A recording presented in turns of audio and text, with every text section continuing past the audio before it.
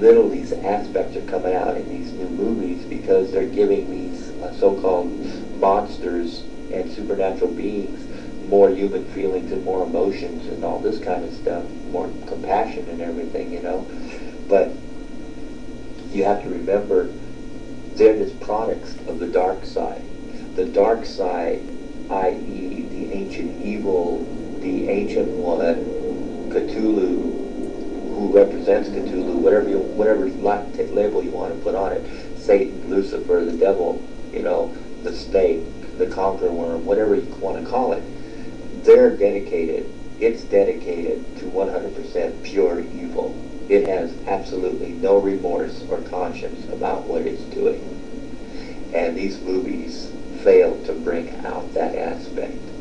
Little by little they're coming out, but I just hope that the movie makers get more and more courageous in the years to come, you know, to bring out more and more of that aspect. That the ultimate entity of pure incarnated evil has absolutely no qualms or reservations about completely destroying mankind.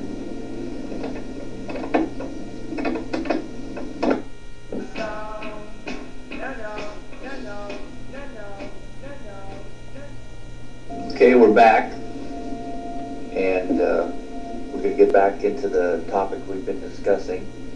And there's a movie from England, and it's wasn't a very big movie over here, but it's really excellent, well done horror science fiction. I enjoyed it thoroughly. It stars Rutger Hauer, and it's called Split Second.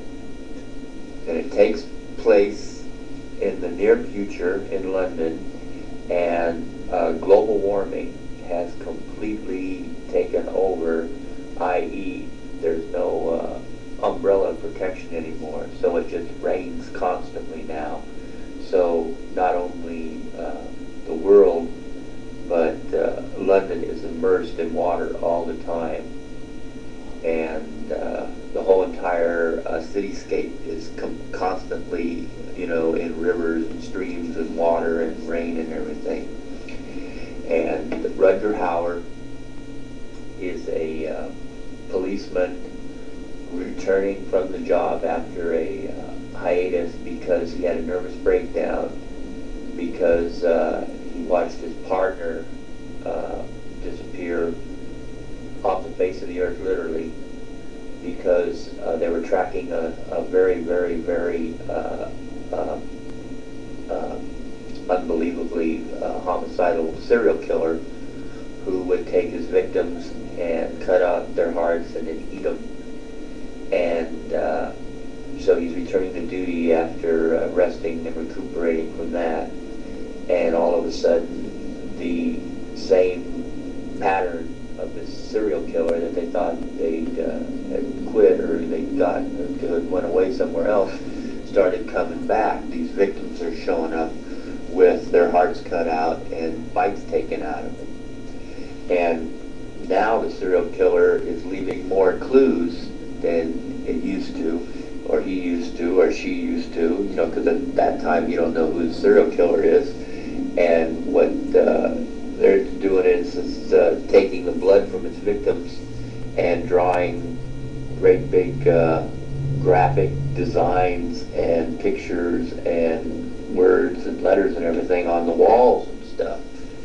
And it turns out that he gets a partner, you know, who's a novice and who's excellent as far as book and you know, and school learning, but has absolutely no experience in the field.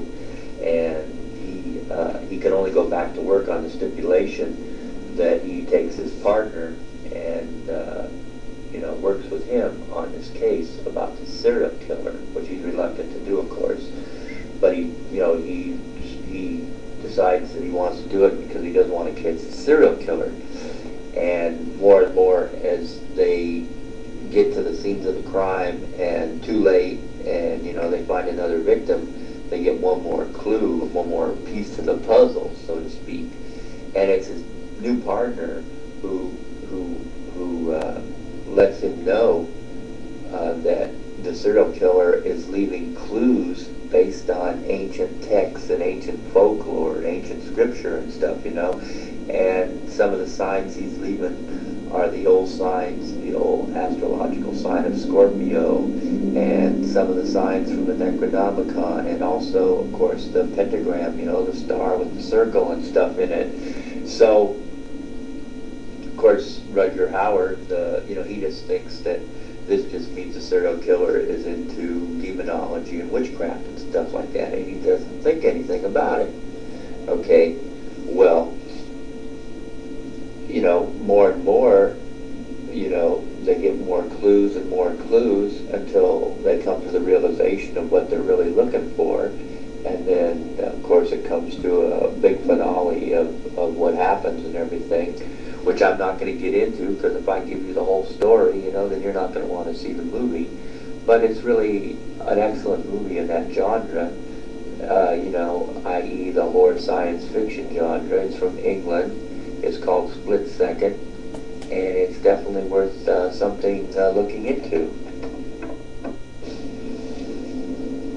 Okay, this is another movie I've heard a lot about. I haven't seen yet. I've read a lot about it, and I've heard a lot about it. One of the reasons I haven't seen it is because it's very, very hard to find. For one thing, it's got a real good cast in it, and you don't expect a movie with that good a cast to also impart that much information.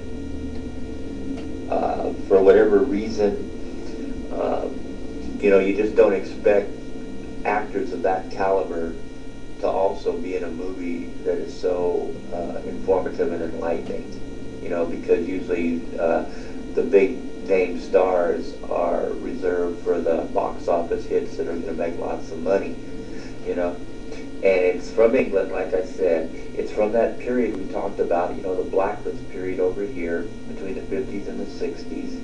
It's called The Night of the Demon, not to be confused with Night of the Demon 1 or 2. It's a completely different movie from that. It's called The Night of the Demon, and it stars Dana Andrews. Now, at the time, Dana Andrews was box office in America. He was one of the big stars of the 50s and 60s. He's one of the stars that survived the blacklist, He was a leading man for 10 years, and then for another 10 years he went on to be a important character in the movies, and then he finally ended his career, with cameos and supporting roles and stuff like that. So Dana Andrews was like the equivalent today of, say, Brad Pitt, or somebody like that. That would be Dana Andrews in the 50s and the 60s, who was one of the survivors of the Hollywood blacklist. And he went over to England to make this movie called Night of the Demons. And the premise of Night of the Demons is he's a professor, and he's just going over to England to confer with another professor who is into the same topic of study that he's into, which is ancient mythology and lore and legend involving the supernatural, the demonic, manifestation, and all this kind of stuff, based on the ancient texts and the ancient scriptures and the ancient writings and stuff.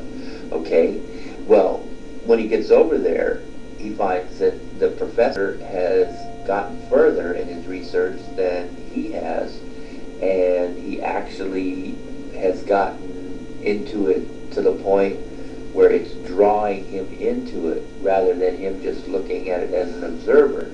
Again, I don't want to give the whole